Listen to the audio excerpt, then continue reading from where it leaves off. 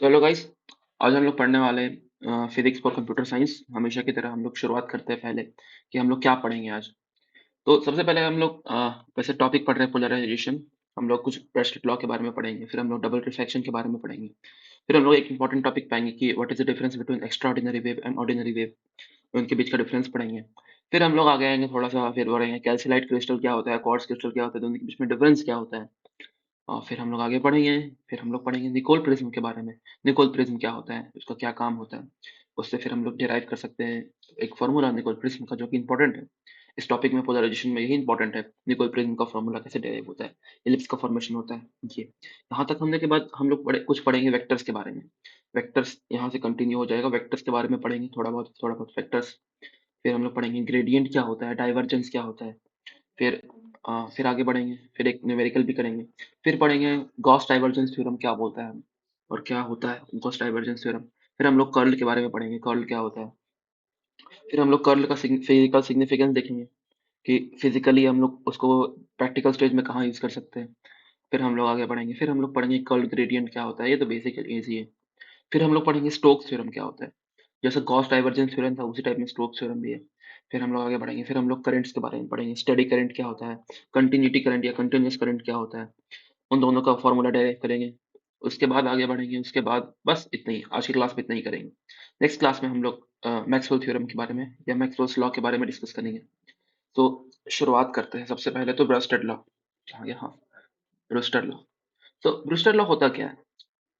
Brewster law basically क्या होता है कि जब एक इंसिडेंट होता है, और तो दो काम हो सकते हैं, या तो वो रिफ्लेक्ट कर जाए या तो रिफ्रैक्ट कर जाए। मान लेते हैं जो रिफ्लेक्ट कर गया उसको R1 बोल देते हैं या R बोल देते हैं, जो भी बोलना है बोल दे। और जो रिफ्लेक्ट कर गया उसको R2 बोल देते हैं। जो रिफ्लेक्ट किया उसको, उस रे को बोलते हैं रिफ्लेक्टेड रे। और जो रिफ्रैक्ट किया उस रे को बोलते हैं रिफ्रैक्टेड रे।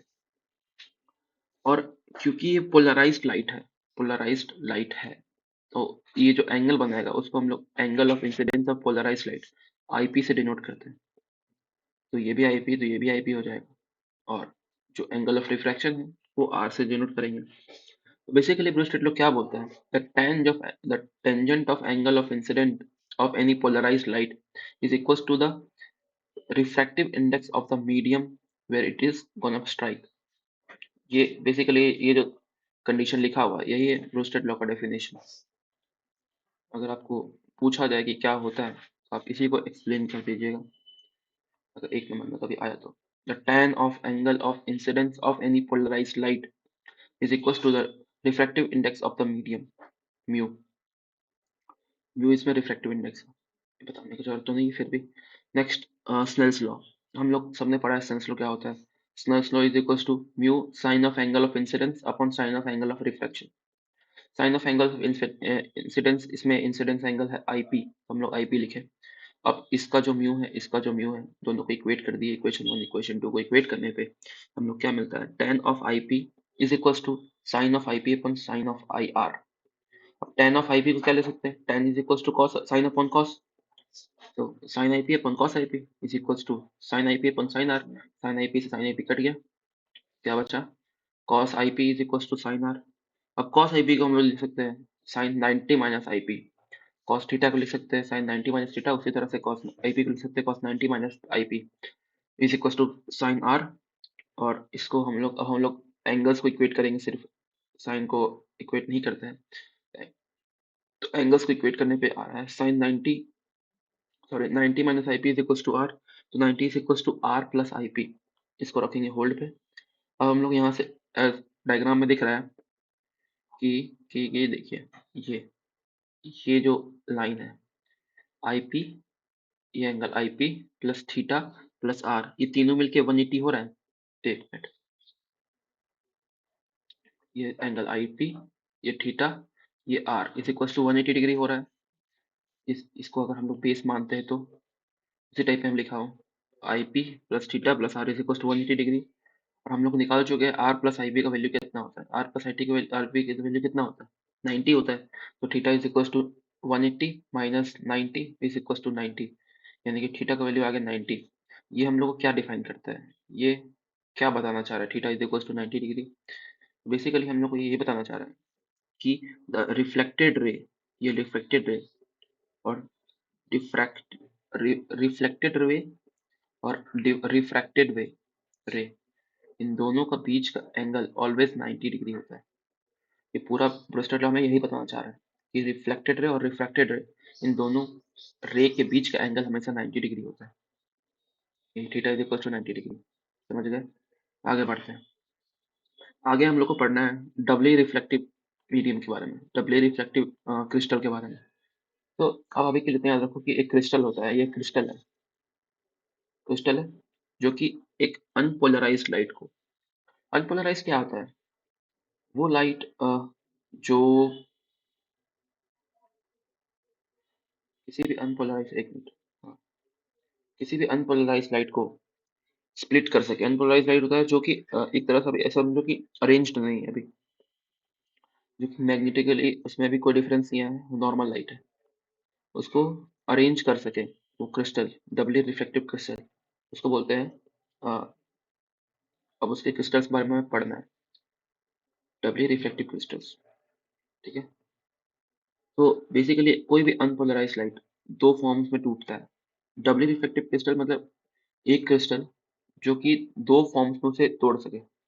अगर क्वाड्रेटिवली रिफ्लेक्टिव क्रिस्टल हुआ तो चार फॉर्म में तोड़ सके। तो कोई भी अनपोलराइज लाइट है, डबली रिफ्लेक्टिव क्रिस्टल है, वो क्या करेगा? एक तो ई रे में तोड़ेगा, एक तो ओ रे में तोड़ेगा। ई होता है एक्स्ट्रा ऑर्डिनरी रे, ओ होता है ऑर्डिनरी वे। तो अब आगे पढ़ते हैं क्या होता है इन दोनों के बीच का डिफरेंस। जो एक्स्ट्रा ऑर्डिनरी वे रे है वो पीपीएल के फॉर्म में टूटता है। PPL in the sense plane polarised light, यानी कि एक पैरेलल हो जाता है। अब इसमें अगर मैं थोड़ा और डिटेल में जाऊँ, अगर आपको समझ में नहीं आएगा तो कोशिश कीजिएगा समझने का। अगर मैं थोड़ा और डिटेल में जाऊँ तो कुछ इस टाइप में होता है ना कि जो यूपीएल होता है, अनपोलराइज्ड लाइट होता है, वो इस टाइप में रहता है, इस टाइप में। ये सॉरी, थोड़ा सा डिफिकल्ट टेस्ट देने का थोड़ा सा। ये या तो ये ये ये इस तरह का जो इस एंगल पे रहता है, इसको बोलते हैं लीवो रोटेटरी एंगल। ये यानी कि इस नॉर्मल लाइन से थीटा डिग्री एंगल पे इंक्लाइन है, और ये नॉर्मल लाइन से theta degree angle right side मतलब क्लॉकवाइज, और ये एंटी क्लॉकवाइज इंक्लाइन है। इसको बोलते हैं लीवो रोटेटरी, इसको बोलते हैं अ, कुछ तो बोलते थे dextro rotatory. Yes yes yes. तो इन ये जो भी दो तरह के होते हैं ना, लीवो रोटेटरी और डेक्स्ट्रो रोटेटरी, ये क्रिस्टल से पास होते हैं। मान लो ये कोई क्रिस्टल, इन ये दोनों एक लाइट है, ठीक है? जब ये इस क्रिस्टल से पास होंगे ना, तो ये क्या होंगे, इन दोनों का एंगल अब खत्म हो जाएगा मान के चलो, और कुछ इस टाइप में बन जाएगा जो कि एकदम क्या बोले, एकदम स्ट्रेट हो गया, कोई एंगल का डिफरेंस नहीं होगा इसमें। इस लाइट को बोलते हैं हम लोग पीपीएल, पीपीएल यानी कि प्लेन पोलराइज्ड लाइट। समझ रहे हो? कोई भी अनपोलराइज्ड लाइट यूपीएल एक क्रिस्टल से पास होता है, और हम लोग को पीपीएल ऑब्टेन होता है, प्लेन पोलराइज्ड लाइट। और ये जो क्रिस्टल है, इसी क्रिस्टल को हम लोग बोलते हैं जो क्रिस्टल हम लोग ऑप्टिकल क्रिस्टल बोलते हैं असल में। लेकिन हम लोग अभी इसमें डबली रिफ्लेक्शन के बारे में पढ़ रहे हैं, डबली रिफ्लेक्टिव क्रिस्टल के बारे में पढ़ रहे हैं। तो हम लोग ये देखेंगे कि ये जो यूपीएल है, ये दो चीज में कन्वर्ट करेगा। एक तो पीपीएल में कन्वर्ट करेगा, और एक किसी और चीज में कन्वर्ट करेगा, जो होता है ऑर्डिनरी रे। ठीक है? तो उसके बारे में पढ़ेंगे हम लोग। तो जो ईपीएल में, जो पीपीएल में कन्वर्ट होता है, ये एक फॉर्म बनता है, ये होता है ई रे, एक्स्ट्रा ऑर्डिनरी रे। होप आपको समझ में आ गया होगा कि क्या बोलना चाह रहा हूँ मैं। वैसे तो ये पढ़ाया जाता है, हम ट्वेल्थ में ही पढ़ लेते हैं अच्छे, लेकिन अगर आपको नहीं पता तो देख लीजिए। हाँ, तो हम लोग अब देखते हैं एक्स्ट्रा ऑर्डिनरी रे और ऑर्डिनरी रे में डिफरेंस क्या होता है। ये इंपॉर्टेंट क्वेश्चन है, 3 नंबर का पूछ सकता है ये क्वेश्चन कि क्या होता है। सो हम लोग ये एक एक्सपेरिमेंटली थॉट में हम लोग बता रहे हैं, क्योंकि कोई देखा नहीं है ये सब चीज। ठीक है? तो आपको याद ही रखना पड़ेगा ये सब चीज कि एक्स्ट्रा ऑर्डिनरी रे होता है वो इलेक्ट्रिकल का स्पेलिंग गलती है यहाँ पर, इलेप्टिकल शेप्ड का होता है, यानी कि कुछ इस टाइप का शेप में रहेगा। ये इलेप्टिकल अंडाकार अंडाकार शेप में रहेगा, ये एक्स्ट्रा ऑर्डिनरी रे। और जो ऑर्डिनरी रे होता है वो स्फेरिकल शेप में होता है, स्फेरिकल शेप में। दोनों बार अभी लग रहा है मेरा डायग्राम खराब है। ठीक है? आपको बस याद कर लीजिए अच्छे से। नेक्स्ट होता है स्पीड चेंजेस विद डायरेक्शन। जो एक्स्ट्रा ऑर्डिनरी वेव होता है उसका स्पीड डायरेक्शन के साथ चेंज करता है और इसका वेलोसिटी और डायरेक्शन इक्वल रहता है ऑर्डिनरी वेव का। एक्स्ट्राऑर्डिनरी वेव का होता है स्नेल्स लॉ को ये ओबे करता है और ऑर्डिनरी वेव नहीं करता obey. Extraordinary wave parallel to optical axis रहता है और ऑर्डिनरी वेव ऑप्टिकल एक्सिस से कुछ एंगल पे रहता है। अभी ऑप्टिकल एक्सिस क्या होता है भाई? देखो, कोई भी जैसे मान लेते हैं क्यूब है, कोई भी उसके ब्लंट साइज यानी कि वो साइज जो कि शार्प नहीं है, उससे कोई एक्सिस निकल रहा है तो उस एक्सिस को हम लोग बोलते हैं ऑप्टिकल एक्सिस। कुछ इस टाइप में, कुछ इस टाइप में ऑप्टिकल एक्सिस होता है। तो ये इसमें इसका क्या मतलब हुआ? तो देखो, हम लोग जैसे उसमें पढ़े थे, तो इस केस में मान लेते हैं ये क्यूब है, तो इसमें ऑप्टिकल एक्सिस कौन सा होगा बताओ? देखो, ये होगा ऑप्टिकल एक्सिस, है ना? ये ऑप्टिकल एक्सिस हुआ। तो जो ई रे है, वो ऑप्टिकल एक्सिस के क्या पैरेलल है? बिल्कुल पैरेलल है। देखो, ई रे तो ये है ना, ई रे ये है, ऑप्टिकल एक्सिस के पैरेलल जा रहा है। और ये जो ओ रे है, वो ऑप्टिकल एक्सिस से कुछ एंगल बना के जा रहा है, देखो, थीटा डिग्री एंगल है। तो ये इसका एक डिफरेंस है कि parallel to X optical axis जो ई रे होता है, एक्स्ट्रा ऑर्डिनरी रे होता है, वो ऑप्टिकल एक्सिस के पैरेलल होता है, और जो ऑर्डिनरी रे होता है वो कोई एंगल बना के चलता है ऑप्टिकल एक्सिस से। अच्छा, यहाँ तो तुम लोग पढ़ लिया डिफरेंस क्या होता है। अब हम लोग को ये बताओ कि डिफरेंस तो समझ में आ गया, ये बताओ कि सिमिलैरिटी भी कुछ होता है क्या? हाँ, सिमिलैरिटी होता है ना। क्या होता है सिमिलैरिटी? तो सिमिलैरिटी होता है कि both both have same speed with respect to optical axis. ऐसा नहीं है कि ये पहले जा रहा है ये बाद में जा रहा है, नहीं, दोनों का स्पीड सेम है ऑप्टिकल एक्सिस के रिस्पेक्ट में। दोनों का स्पीड सेम है। अच्छा, और बताओ। अच्छा, हम लोग ये पढ़ लिए कि लाइट क्या रिफ्लेक्ट होता है। अब कुछ क्रिस्टल के बारे में बताओ कि क्या क्रिस्टल है, ये है क्या जो इसको ऐसे से रिफ्लेक्ट करे? ये क्या है? कुछ मटेरियल के बारे में बताओ। तो हम लोग के सिलेबस में दो तरह का क्रिस्टल है वैसे, बट डिटेल में पढ़ना एक ही है, लेकिन दो तरह का है। होता दो तरह के हैं, और भी तरह के होते हैं। तो पहला क्रिस्टल है यूनी एक्सियल क्रिस्टल। यूनी नाम से समझ में आ रहा है, यूनी मतलब होता है वन, एक्सियल मतलब होता है एक्सिस। तो जिसका एक ऑप्टिकल एक्सिस हो, उसको बोलते हैं यूनी एक्सियल क्रिस्टल। और जिसका दो बाई एक्सियल क्रिस्टल, जिसका दो ऑप्टिकल एक्सिस, उसको बोलते हैं बाई एक्सियल क्रिस्टल। बहुत सिंपल है। तो यूनी एक्सियल समझ में आ गया, बाई एक्सियल समझ में आ गया। अब हम लोग बात करते हैं कि यूनी एक्सियल का एग्जांपल क्या होता है। तो कैल्साइट क्रिस्टल और quartz crystal are the example of uniaxial crystal, और टोपोज क्रिस्टल एग्जांपल होता है बाई एक्सियल क्रिस्टल के। ठीक है, चलो, यहाँ तो समझ में आ गया कि ये यूनी एक्सियल होता है जिसका ऑप्टिकल एक्सिस एक होता है, ये बाई एक्सियल होता है जिसका ऑप्टिकल एक्सिस दो होता है। ठीक है, क्योंकि ये जो क्यूबॉइड है, ये कोई क्रिस्टल नहीं है। आप मानो ये बात कि ये कोई क्रिस्टल नहीं है जिसके दो है। ये तो मैं ऐसे ही समझाने के लिए बोल दिया। एक्चुअली जो क्रिस्टल, वो क्रिस्टल कोई तो ऐसा स्ट्रक्चर होगा उसका जिसमें ऑप्टिकल एक्सिस एक हो, और जिस उसको बोलते हैं कैल्साइट क्रिस्टल या क्वार्ट्ज क्रिस्टल। और जिसमें ऑप्टिकल एक्सिस दो हो, उसको बोलते हैं टोपोज क्रिस्टल या बाइक्सियल क्रिस्टल। तो अब हम लोग को मेन इसी के बारे में पढ़ना है कि यूनी एक्सियल क्रिस्टल के बारे में। तो कैल्साइट और क्वार्ट्ज, ये दो एग्जांपल है, तो उन दोनों के बीच में डिफरेंस बताओ तो। तो कैल्साइट क्रिस्टल जो होता है और क्वार्ट्ज क्रिस्टल जो होता है, तो सबसे पहले तो कैल्साइट क्रिस्टल पे आते हैं। कैल्साइट क्रिस्टल क्या बोलता है कि ये ऑप्टिकल एक्सिस, एक ही ऑप्टिकल एक्सिस होता है, हम लोग को पता है। और ये एक ही optical axis calcite crystal uniaxial, यानी कि ये स्फेरिकल शो करेगा। स्फेरिकल पहले देखते हैं, शो तो दोनों करेगा ना, शो तो दोनों ही करेगा क्रिस्टल। पर सबसे पहले स्फेरिकल शेप्ड का जो रिलीज करता है, ऑर्डिनरी वेव जो करता है, उसका देखते हैं। तो ऑर्डिनरी वेव यहाँ दिख रहा है आपको, ये स्फेरिकल शेप का बनाया है, ये स्फेरिकल शेप। एक मिनट, ये जो स्फेरिकल शेप्ड है, इस पे देखते हैं। इसका जो रेडियस है वो थोड़ा कम होता है, और जो इलिप्टिकल शेप्ड है उसका रेडियस ज्यादा होता है। तो radius of elliptical shaped is greater than radius of वही radius of extraordinary wave is greater than radius of ordinary wave. और अगर रेडियस बड़ा है तो वेलोसिटी भी बड़ा होगा, तो velocity of extraordinary wave is greater than velocity of ordinary wave. और हम लोग को ये पता है रिलेशन कि रिफ्रैक्टिव इंडेक्स जो होता है वो वेलोसिटी के इनवर्सली प्रोपोर्शनल होता है। मतलब अरे, ये तो नहीं पता तो फिर से जल्दी क्विक देते हैं 5 सेकंड में कि अगर कोई मटेरियल है जिसका रिफ्रैक्टिव इंडेक्स हाई है, मान लो स्टील, स्टील क्या बोल रहा हूँ मैं यार, मान लो क्या मानो, मान लो डायमंड। चलो, ये एक ग्लास है और ये डायमंड है, इसका रिफ्रैक्टिव इंडेक्स कम होता है, इसका रिफ्रैक्टिव इंडेक्स ज्यादा होता है। तो लाइट को इसमें पास करने में कम टाइम लगेगा, इसमें पास करने में ज्यादा टाइम लगेगा। यही मतलब है ना, टाइम बोलते हैं स्पीड। सॉरी, तो लाइट को इसमें पास होने में ज्यादा स्पीड लगेगा क्योंकि इसका रिफ्रैक्टिव इंडेक्स कम है। कम रिफ्रैक्टिव इंडेक्स ज्यादा स्पीड, ज्यादा रिफ्रैक्टिव इंडेक्स कम स्पीड। क्लियर? वही है। तो अगर स्पीड ऑर्डिनरी क्रिस्टल में कम है, ऑर्डिनरी क्रिस्टल में स्पीड कम है, तो उसी का रिफ्रैक्टिव इंडेक्स ज्यादा होगा। और ज्यादा है एक्स्ट्राऑर्डिनरी में उसी का कम होगा। आई होप आप समझ गए होंगे, नहीं समझे तो आप दोबारा देख सकते हैं वीडियो, समझ में आ जाएगा। तो ये नेगेटिव होता है, और इसी टाइप में ये देखो, ये हम लोग रिसर्च से पता किया, एक्सपेरिमेंट से पता किया इसको।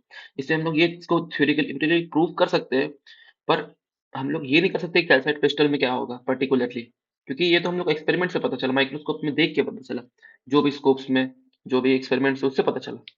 तो हमें एक तरह से ये याद ही करना पड़ेगा, इसमें हम कुछ नहीं कर सकते। नेक्स्ट बात है ये इसमें देखो, इसमें नेगेटिव हो रहा है। अब इस पे आते हैं कि ये है एक इलिप्टिकल शेप्ड, इसका इलिप्टिकल शेप कुछ इस टाइप में होता है, और इसका सर्कुलर शेप, ये थोड़ा सर्कुलर है लेकिन लग तो रहा है इलिप्टिकल। डायग्राम को इग्नोर करो, फीलिंग्स को समझो। हाँ, तो इसमें क्या होता है कि ऑर्डिनरी वेव का देखो रेडियस ज़्यादा है, और एक्स्ट्रा ऑर्डिनरी का कम है, तो वेलोसिटी भी ऑर्डिनरी का ज़्यादा होगा, एक्स्ट्रा ऑर्डिनरी का कम होगा। तो इसका उल्टा हो जाएगा in case of refractive index. तो एक्स्ट्रा ऑर्डिनरी का रिफ्रैक्टिव इंडेक्स ज़्यादा होगा और ऑर्डिनरी से कम होगा, ऑर्डिनरी का कम होगा रिफ्रैक्टिव इंडेक्स। तो ये केस हो गया पॉजिटिव केस। अब हम लोग आते हैं ये, तो बेसिकली यही यही हम लोग को पढ़ना था इन दोनों में डिफरेंस। ये तो थोड़ा सा मतलब आगे का बात हो गया कि क्वार्टर वेव प्लेट का फॉर्मूला ये होता है। Quarter wave plate in the sense कि ये क्वार्ट्ज कैल्साइट क्रिस्टल के डिस्टेंस यानी कि D in the sense diameter बोल लो आप। डायमीटर का फॉर्मूला ये होता है, ये हमें थोड़ा सा हायर में पढ़ना है, आगे आगे के यूनिट्स में पढ़ना है। ये होता है क्वार्टर वेव प्लेट का, और ये होता है हाफ वेव प्लेट का। इससे न्यूमेरिकल आ सकते हो सकता है, क्योंकि यही सेम चीज़ है। ये पूछेगा ये क्या होता है, ये तो हम लोग को पता था ना, किसका ज़्यादा होता है किसका कम होता है। देखो इसमें ये था, उसमें वो था, बस। नेक्स्ट पे आते हैं। नेक्स्ट है निकोल प्रिज्म। उससे पहले समझो कि हम लोग उसमें, अब हम लोग क्या छेड़खानी कर रहे हैं उस इस डायग्राम पे। ये जो हम लोग आराम से ये डायग्राम सीखे थे, इससे हम लोग क्या चेंज करके क्या हम लोग साबित करना चाह रहे हैं इसमें से। ठीक है, तो हम लोग वापस करते हैं, चलो। हाँ, सो एस कोई सोर्स है, कोई सोर्स हम लोग का लाइट इमिट कर रहा है। ये कौन सी लाइट है? ये है मोनोक्रोमेटिक लाइट। अभी तक हम लोग जितने भी लाइट्स पे बात की मोनोक्रोमेटिक लाइट होता है। वो क्या होता है मोनोक्रोमेटिक लाइट? वो लाइट जिसमें कि monochromatic light in the sense वो लाइट जिसका जिसमें एक ही वेव हो, यानी कि वेव बोल रहा हूँ, क्या बोल रहा हूँ मैं, मोनोक्रोमेटिक लाइट जिसमें कि अ, एक ही क्रोमीन का कलर हो। समझ रहे हो? अब इसको कैसे इजी में समझाओ। जैसे मान लो व्हाइट लाइट है, व्हाइट लाइट में 7 कलर्स होते हैं, 7 कलर्स होते हैं। तो हम लोग एक ऐसा लाइट चुन रहे हैं जिसमें कि सिर्फ एक कलर हो। अब क्लियर होगा। मान लो अगर हम एक ऐसा व्हाइट लाइट का एक्सपेरिमेंट करेंगे, तब तो ये प्रिज्म से तब तो वो 7 कलर ओमिट करने लगेगा ना। डिस्पर्सन होगा उसमें, डिस्पर्सन नहीं बोलते हैं, हाँ डिस्पर्सन होगा ना उसमें।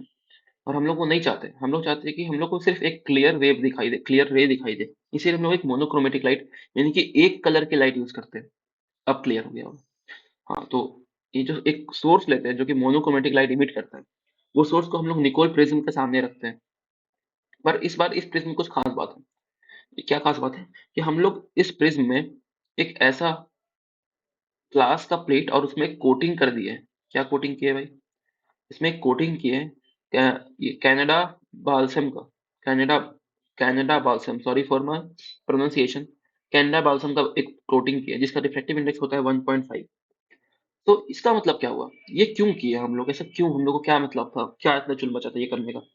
तो देखो इससे हम लोग क्या फायदा होता है कि अगर हम लोग सेम कंडीशन में, अगर हम लोग मोनोक्रोमेटिक लाइट आता है, और हम लोग को ये पता है कि दो तरह का स्प्लिट होता है, पर जो हम लोग का ई रे होता है, ई रे होता है, एक्स्ट्रा ऑर्डिनरी रे होता है, उसका रिफ्लेक्टिव इंडेक्स होता है कुछ 1.6। ओके, और जो हम लोग का ओ रे होता है उसका मतलब ऑर्डिनरी रे होता है, उसका होता है कुछ 1.4। तो जो ये कनाडा बाय बैल्सम है उसका रिफ्लेक्टिव इंडेक्स होता है 1.5, इसका ज्यादा है। तो ये बिना डेविएट किए वापस चला जाएगा।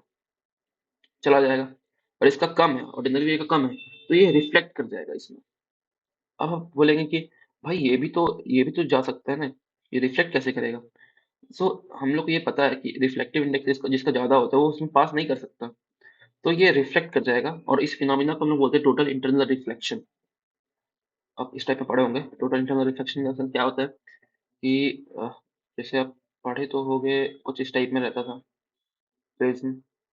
इसमें किधर से लाइट आता था और ऐसे पास कर सक ये लाइट अगर इसको कुछ नहीं होगा तो ये ऐसे से पास करेगा, ऐसे पास कर सकता था, पर ये करता नहीं है, ये करता इस टाइप में।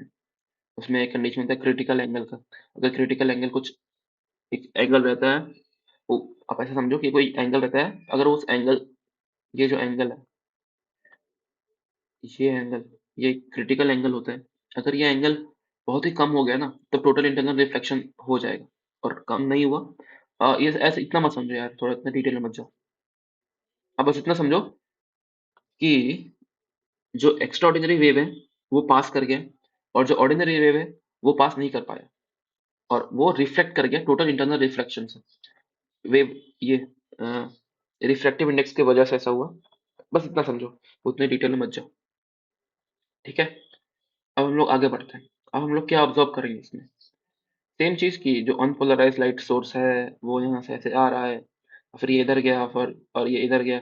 ये जो पीपीएल रिलीज किया, एक्स्ट्राऑर्डिनरी पीपीएल रिलीज करता है, आपका डिफरेंस पॉइंट में ये भी लिख सकते हो, ये पीपीएल रिलीज करता है, ये पीपीएल रिलीज नहीं करता। PPL in the sense plane polarised light. अब इसको हम लोग कैल्साइट प्लेट में स्टोर किए। कैल्साइट प्लेट क्या होता है, कैल्साइट मटेरियल का वो प्लेट होगा, उसमें स्टोर किया।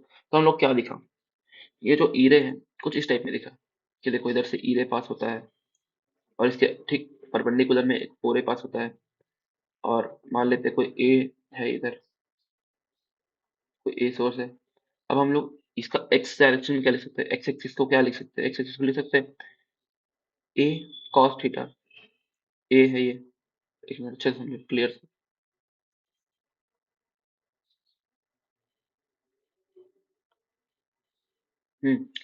इसके एक्स एक्सिस को लिख सकते हैं A cos theta sine omega T plus five. इसमें कि ये साइन ओमेगा टी और कॉस फाई, इसमें ये जो फाई है ये फेस डिफरेंस है। आप इसको इसको हूबहू याद कर लो, क्योंकि अ, ये जो फॉर्मूला जो आया है, ये बुक्स में भी कहीं लिखा नहीं हुआ है कि इसका सोर्स कहाँ से आया है। ये एक्सपेरिमेंटली लिख दिया गया है, बाय एक्सपेरिमेंटली, बाय ऑब्जर्वेशन लिखा हुआ है। By observation we found that x is equal to A cos theta. आप ऐसे याद कर सकते हो कि एक्स एक्सिस के बारे में बात कर रहा है, ये एक्स एक्सिस है, ठीक है। अब ए यहाँ पर है, अब ए से ये थीटा डिग्री एंगल बना रहा है, तो ये ए कॉस थीटा हो गया into sine omega T plus plus psi plus five, sign omega T plus five, ये हो गया इसका फेस डिफरेंस। उसी टाइप में वाई देख लो, तो ये ए के रिस्पेक्ट में ये क्या हो जाएगा, ए साइन थीटा, देखो ए साइन थीटा वाई का वैल्यू, और sign omega T, sine omega T, ठीक है, सही है। आगे बढ़ते हैं। अब हम लोग इसको equation number one equation number two बोल देते हैं। अब हम लोग ये देखते हैं कि ये जो कैपिटल ए कॉस थीटा है ना, उसको हम लोग स्मॉल ए मान लेते हैं, ठीक है। और ये जो कैपिटल ए साइन थीटा है, उसको हम लोग बोल देते हैं स्मॉल बी। अब इससे हम लोग फर्दर सॉल्व करते हैं कि X A is equal to A sine omega T plus psi plus phi, psi sorry मैं साई फाई को साई बोल दे रहा हूँ, और y is equal to A sine omega T sine omega T, okay sine theta sine omega T, ये हो गया B. दोनों का equation one equation two equation three equation four हो जाएगा। इक्वेशन वन इक्वेशन टू तो ये थे। आप चाहो तो इसको नहीं भी लिख सकते हो, क्योंकि ये प्योर एक्सपेरिमेंटली फाउंड किया गया है, फाइंड किया गया है। और हम लोग अगर इसको नहीं भी लिखेंगे ना तो भी सही होगा। ये तो मैंने ऐसे ही लिख दिया कि थोड़ा सा आपको रूट से इस्तेमाल किया जाए। ये तो क्या है कि कोई टीचर भी नहीं बताता ये, क्योंकि ठीक है। अब इससे हम लोग को क्या मिलता है ना, ये मिलता है कि y इज इक्वल टू, देख सकते हैं यार, y b इधर गया क्रॉस मल्टीप्लिकेशन से ऐसे है, y upon b is equal to sine omega T, ठीक है। y upon b is equal to sine omega T, और इक्वेशन ये तो इक्वेशन टू से आया था, ये इक्वेशन वन से आया। x upon a is equal to sine omega T plus I plus five, ठीक है। अब sine a plus sine b का फॉर्मूला लगा दो, sine sine a dot sine cos b plus cos a और sine b, ठीक है। अब इससे क्या हुआ, इससे हुआ ये आया। अब कॉस ओमेगा टी जो साइन ओमेगा टी है, इसका वैल्यू तो हम लोग को पता है वाई अपॉन बी होता है, वाई अपॉन बी पुट किए। और कॉस ओमेगा टी जो था उसको हम लोग क्या लिख सकते हैं, कॉस ओमेगा टी लिख सकते हैं हम लोग root under one minus sine square omega T. अब साइन ओमेगा टी का वैल्यू हम लोग को पता है वाई स्क्वायर अपॉन जो भी होता है, साइन ओमेगा टी का वाई अपॉन बी होता है, साइन स्क्वायर ओमेगा टी का हो जाएगा Y square upon B square. कुछ इस टाइप में आया और इसको हम लोग एच एस में ले गए क्योंकि इसमें ए वी का फॉर्म आ रहा था, एल एच एस में ले गए और इधर बचा। अब हम लोग किए इसका स्क्वायरिंग ऑन बोथ साइड। तो दोनों साइड को अगर हम लोग स्क्वायर करते हैं कुछ इस टाइप में, दोनों साइड का स्क्वायरिंग करते हैं अगर हम लोग, तो हम लोग क्या मिलता है कि एक्स स्क्वायर प्लस ए स्क्वायर, स्क्वायरिंग करने पे ये -2ab और इसका स्क्वायर, इसका इतना स्क्वायर, ये सब करने पे हमें इसको यहाँ पर कॉस स्क्वायर साई बनता है और इसको क्रॉस मल्टीप्लाई करने पे यहाँ पर साइन स्क्वायर साई बनता है। दोनों को इधर की तरफ लाते हैं तो sine square psi plus cos square psi, pi phi pi phi, समझ लो यार आप। यार आदत हो गया क्वांटम पढ़ पढ़ के ना, साई को फाई को साई बोलता हूँ मैं। हाँ तो यहाँ पर तो हो गया था साइन स्क्वायर फाई। अब इसको हम लोग इधर ले आए, 2xy cos phi by A B, और इसको इक्वेट करने पे हमें ये मिला और फिर इसको हम लोग फिर से एलएचएस में ले गए तो -2xy sin phi upon A B is equal to sine square phi.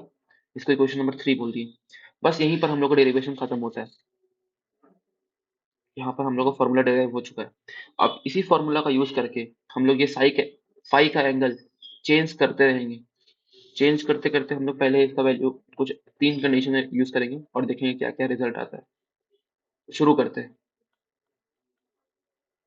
हाँ, सबसे पहला कंडीशन है कि जब हम लोग फाई का वैल्यू 0, 2 पाई, 4 पाई, 6 पाई डाल दें, इसमें से क्या होगा? 0 डालने पे cos cos 0 is equal to 1 होता है, तो ये आ जाएगा। क्योंकि ये होल स्क्वायर में आ जाएगा तो X upon A minus Y upon B का whole square is equal to 0, ये आ गया।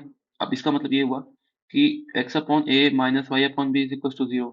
अगर आप थोड़ा सा कुछ देखोगे ना इसमें, तो एक्चुअली इसमें प्लस माइनस आना चाहिए, पर हमें इसमें प्लस माइनस का उतना कुछ काम नहीं है, इसलिए हम लोग इसे इग्नोर कर रहे थे। लेकिन अगर आप सही पढ़ोगे तो इसमें प्लस माइनस लिख सकते हैं हम लोग, प्लस माइनस प्लस माइनस। तो इसमें हो जाएगा प्लस माइनस वाई बी और प्लस माइनस ए अपॉन बी।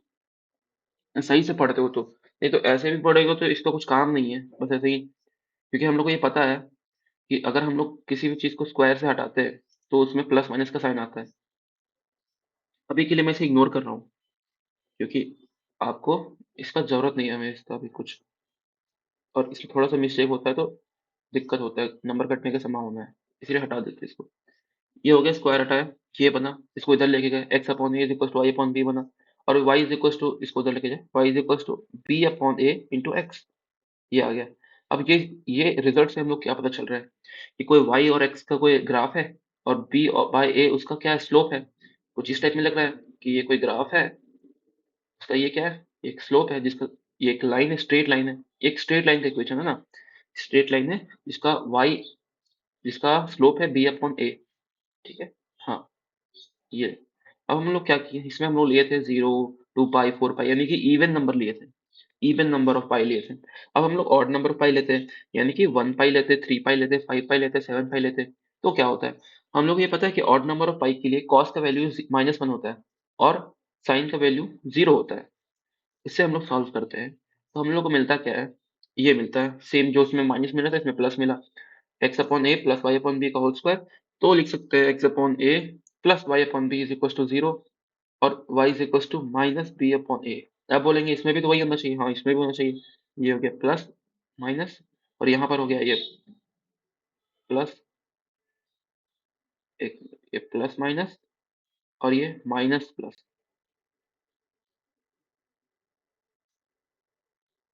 Minus plus. और फिर से मैं इसमें इग्नोर कर रहा हूँ इसे। आप ऐसे याद रखो इसको कि y is equal to minus B upon A X. इसमें ये क्या था, इसका स्लोप इस टाइप में था, इसका स्लोप इधर की तरफ होगा, एकदम अपोजिट होगा। Clear clear clear. नेक्स्ट पढ़ते हैं 3। थर्ड कंडीशन क्या हुआ, अब हम लोग क्या किए, इवन नंबर रख के देख लिए, ऑड रख के देख लिए, आपको फ्रैक्शन में रखते हैं, पाई/2 रखते हैं, 90 रखते हैं, 3 पाई/2 270 रखते हैं, 5 पाई/2 रखते हैं, तो कुछ भी रखते हैं। तो इसमें क्या होगा इसमें कॉस फाई का वैल्यू जो होता है, कॉस फाई का वैल्यू 0 हो जाएगा और कॉस स्क्वायर फाई का वैल्यू 1 हो जाएगा। ठीक है, क्योंकि कॉस 90 1 होता है, साइन 90 1 होता है, कॉस 90 0 होता है। अब इसमें क्या बना, इसमें ये कंडीशन बन गया कि X square upon A square plus Y square upon B square is equal to 1। और यही जो इक्वेशन है ये होता है इलिप्स के लिए इक्वेशन। तो ये कुछ इलिप्स के फॉर्मेशन करता है। ये तीन कंडीशन में हम लोग को तीन चीज का फॉर्मेशन हुआ। पहला फॉर्मेशन था स्लोप, पहला कंडीशन हुआ स्ट्रेट लाइन का जिसका जिसका स्लोप है बी अपॉन ए। दूसरा कंडीशन हुआ स्ट्रेट लाइन का जिसका स्लोप है माइनस बी अपॉन ए। और तीसरा कंडीशन है एक इलिप्स का। और यहाँ पर हम लोग हमारा डेरिवेशन एक इंपॉर्टेंट डेरिवेशन खत्म होता है। ये इंपॉर्टेंट डेरिवेशन था। अब हम लोग नेक्स्ट यूनिट की तरफ बढ़ते हैं। ये यूनिट का इससे कोई ताल्लुकात नहीं है। अगर आपको अभी तक कुछ समझ में नहीं आया हो तो आप यहाँ से कंटिन्यू कर सकते हैं। यहाँ इसका ऊपर का कोई संबंध नहीं रहेगा। इस यूनिट का नाम है वेक्टर्स। वेक्टर ये एक बहुत ही अच्छा यूनिट है, पर इससे मोस्टली उतना सवाल नहीं आते देखा जाए तो। वेक्टर्स, तो वेक्टर्स में आप लोग को तीन तरह का पहले इंटीग्रल पढ़ना होता है। क्या होता है इंटीग्रल्स? तो सबसे पहले तो आप थोड़ा बेसिक से शुरू करते हैं हम लोग। तो A is equals to I cap A X plus J cap A Y plus K cap A Z. आपको थोड़ा सा बेसिक नॉलेज होना चाहिए पहले से। इस टाइप में होता है आर का वैल्यू, इस टाइप में होता है X Y Z D A, X plus J cap D A Y plus K cap D A Z. Delta, delta क्या होता है? डेल्टा को हम लोग बोलते हैं ग्रेडियंट। डेल्टा को बोलते हैं ग्रेडियंट। तो इसमें क्या होता है कि I cap D upon D X plus J cap D upon D Y plus K cap D upon D Z. इस टाइप में, इस टाइप में इसको लिखते हैं। यानी कि इसका मतलब क्या है? इसका मतलब है आई एक्स एक्सिस में, वाई एक्सिस में और जेड एक्सिस में, तीनों में वैल्यू को हम लोग डिफरेंशिएट करेंगे तो उसको बोलते हैं ग्रेडियंट। क्लियर? अब आते हैं, पहला था लाइन इंटीग्रल। लाइन इंटीग्रल इसका मतलब क्या होता है कि आप इसका फॉर्मूला याद कर लो सीधा। लाइन इंटीग्रल का फॉर्मूला होता है ए डॉट डी एल, यानी कि लाइन के थ्रू इंटीग्रेट। ये कोई भी एक लाइन है, इसमें से एक छोटा लाइन हम लोग अज्यूम करते हैं डीएल का। अब ये जो डीएल है इस ए पॉइंट से थीटा डिग्री एंगल पे है, थीटा डिग्री एंगल पे है। और इसको हम लोग लिख सकते हैं इंटीग्रेशन ऑफ पी से क्यू तक ए, जो कि ए ये दूरी है, ए वेक्टर माइनस ए वेक्टर कितना होता है? ए वेक्टर इसके इसके और डीएल के बीच का ए वेक्टर डॉट डीएल। इसमें डॉट डीएल और जो डॉट है उसको हटाएंगे तो cos थीटा आएगा। और इसमें जो थीटा होगा वो इन दोनों के बीच का एंगल होगा। अब आता है एरिया इंटीग्रल। इसमें एरिया का इंटीग्रेशन होता है कि कोई एरिया है उसका इंटीग्रेशन, तो उसको हम लोग इससे डिनोट करते हैं। फिर होता है वॉल्यूम इंटीग्रेशन, उसको हम लोग इससे डिनोट करते हैं। आगे आते हैं, आगे पढ़ सकते हैं ये सब चीज़ें। कितना टाइम हो गया? आधा घंटा का पढ़ाई किया हमने ना। चलो ठीक है। हाँ, हम लोग अब कंटिन्यू तो थोड़ा जल्दी करना पड़ेगा हमें।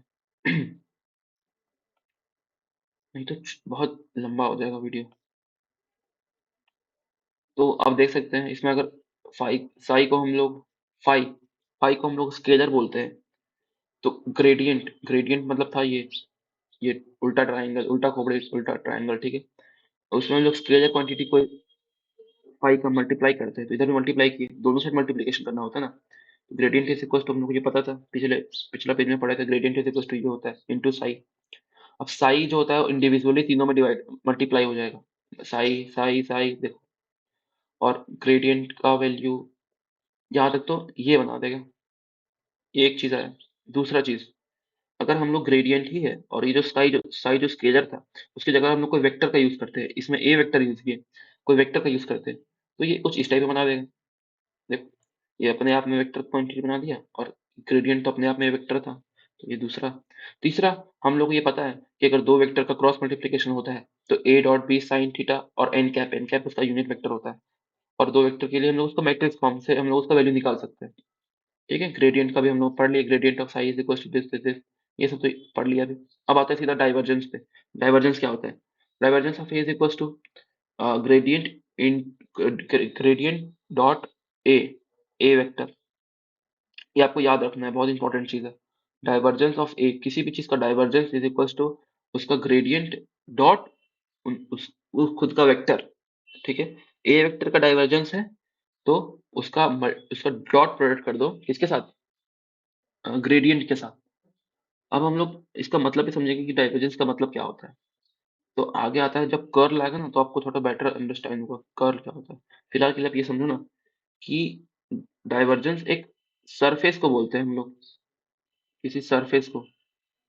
मान लो ये कोई सरफेस है, इस सरफेस का जब इंटीग्रल करना हो ना उसको डाइवर्जेंस बोलते हैं। अभी के लिए नहीं समझो, अभी आगे हम लोग इसका जब अब बात करेंगे डिफरेंस का तब हम लोग इसका अच्छे से डिटेल में जाएंगे। इसका इसका मतलब ये हुआ कि divergence of A is equal to delta upon उल्टा डेल्टा डॉट ए। अब इसको हम लोग लिख सकते हैं इसका मतलब ये होता है, इसका मतलब ये होता है, और फिर इसको लिख सकते हैं इस टाइप में। तो थोड़ा सा इसको यहाँ से अरे समझो ना, ये जो था उससे मल्टीप्लाई हो रहा है सीधा। देख लो देख लो देख लो, बेसिक है बेसिक है। ये सब चीज़ एक्सप्लेन करूंगा तो लंबा हो जाएगा वीडियो। हाँ, अब divergence of A is equal to positive. Positive कब होता है? अब समझो, ये एक सोर्स है, ये कोई सोर्स है, इसमें से कोई, इसमें से वेव्स जो होते हैं ना, वेव्स बोल रहा हूँ मैं, इसमें से मान लो कुछ भी मान लो, इनकमिंग लाइन मान लो, लाइंस इंटर करते हैं और लाइंस एग्जिट करते हैं, ठीक है। जब इनकमिंग लाइंस कम हो और एग्जिटिंग लाइंस ज्यादा हो तो वो होता है पॉजिटिव, पॉजिटिव डाइवर्जेंस। जब इनकमिंग लाइन ज्यादा हो और आउटगोइंग कम हो वो होता है नेगेटिव, और जब दोनों बराबर हो तो वो होता है जीरो। उस स्टेज को बोलते हैं सोलेनोइडल स्टेज। अब ऐसे समझो कि मान लो कोई ऐसा बॉल है, बॉल है पानी में, पानी के अंदर बॉल है। तो बॉल है, ठीक है। अगर बॉल में वाटर इंटर कर रहा है, अगर वो इंटर कम कर रहा है और निकल ज्यादा रहा है, ये तो कोई हाइपोथेटिकल कंडीशन हो गया कि घुसता घुसता कम है और निकलता ज्यादा है। तो ये कंडीशन को हम लोग क्या बोले? ऐसा क्यों हो रहा है? ऐसा तभी हो सकता है जब इसके अंदर ही कुछ सोर्स, कोई सोर्स हो, इसके अंदर जो सोर्स हो उसमें पानी हो और वो पानी भी निकल रहा हो, तभी ऐसा हो सकता है कि इंटर कम कर रहा है और एग्जिट ज्यादा कर रहा है। ये कंडीशन हो गया जो इसके अंदर ही कोई सोर्स हो। दूसरा कंडीशन है जब नेगेटिव में सेम बॉल है, अब क्या हो रहा है, इंटर कर रहा है मैक्सिमम लेकिन एग्जिट कर रहा है मिनिमम। ऐसा कैसे हो सकता है? अगर ऐसा होगा तो मतलब कुछ पानी तो अंदर ही रह जा रहा है, और अंदर पानी रहेगा यानी कि डूब जाएगा। तो इस कंडीशन को बोलते हैं सोप सिंक कंडीशन, जिसमें कि सोर्स सिंक कंडीशन, देखो सोर्स सिंक, सोर्स डूब जाएगा। दूसरा होता है, तीसरा होता है सोलेनोइडल। सेम बॉल है, मान लो लाइंस इंटर कर रही है, पानी इंटर कर रहा है, जितना पानी इंटर कर रहा है उतना ही पानी एग्जिट कर रहा है। तो ये एक सोलेनोइड की तरह आपको दिखेगा, सोलेनोइडल कंडीशन, यानी कि एक नॉर्मल पाइप की तरह आपको दिखेगा। इस कंडीशन को बोलते हैं solenoidal condition. Easy question, important नहीं है, ऐसे ही नॉर्मल क्वेश्चन है। एफ का वैल्यू है 2x I cap 3y J cap minus C Z P cap. C का वैल्यू बताओ। अगर divergence of F is equal to zero given है तो divergence of F is equal to delta dot F होता है। इसी type का सवाल आपको एग्जाम में आएगा, मल्टीप्लाई करने पे 2 + 3 - c is equal to 5 answer, और बेसिक है।